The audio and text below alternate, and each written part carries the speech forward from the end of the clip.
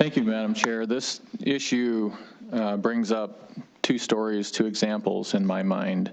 One of them is with an individual that I know personally. He's been a friend of mine for decades.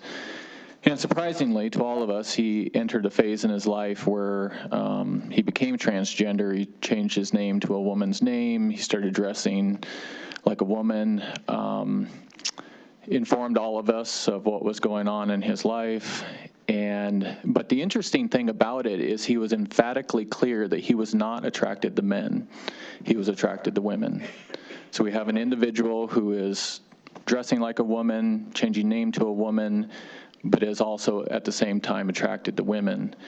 And then the other story that comes up, and I can't remember all of the details of the story, but I think it was a janitor in a school, and I can't remember why he ended up getting arrested, but through the course of that, he admitted that he would go into women's restrooms and sit and listen to women going potting, because that is how he got off.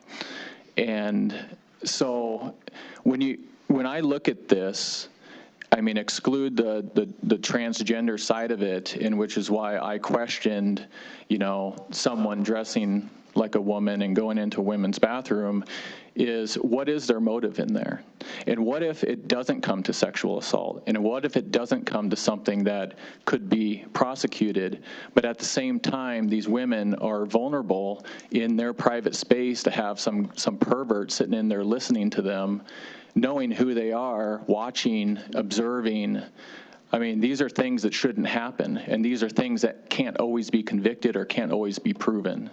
So when I look at this bill, I see this bill, maybe there could be some troubles in improving and prosecuting, but when I look at this bill, I see this as a deterrent for these people to take a good hard look before they enter these bathrooms, what they're getting into. And I like to make the point also that, this similar legislation, a very similar legislation, has been passed in multiple states. And we have not had problems in those states, from my understanding. So this bill's a deterrent, and I'm going to be supporting it.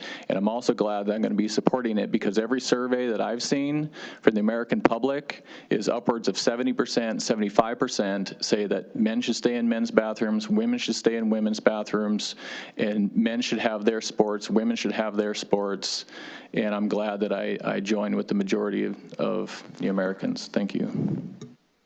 Further discussion?